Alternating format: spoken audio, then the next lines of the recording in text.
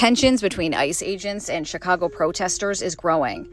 Now a federal judge has serious concerns that her temporary order to restrict federal agents' use of force against protesters is being ignored. I'm a little startled, frankly, that since Thursday, when I entered the temporary restraining order last week, I'm getting images and seeing images on the news, in the paper, reading reports where, at least from what I'm seeing, I'm having serious concerns that my order's being followed. In recent days, several incidents in Chicago garnered attention and criticism. Federal agents have deployed pepper spray, rubber bullets, and tear gas against some protesters.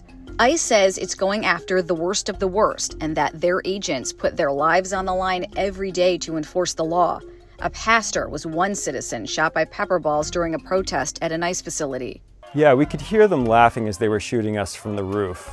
And it was deeply disturbing. There was no warning for any of these things. After they shot me in my head and my face and multiple times in my torso, arms, and legs. Assistant DHS Secretary Tricia McLaughlin defended ICE's actions on X. What this clipped video doesn't show is that these agitators were blocking an ICE vehicle from leaving the federal facility, impeding operations.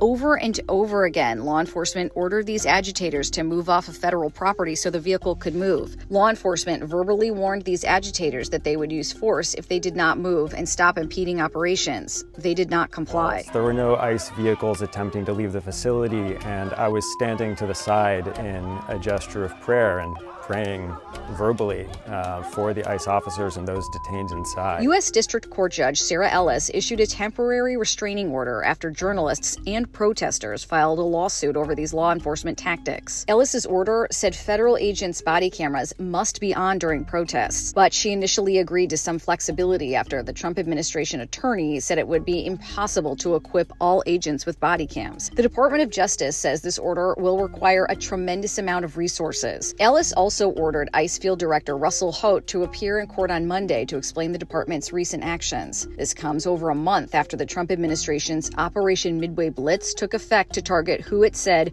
were the criminal illegal aliens who flocked to Chicago and Illinois.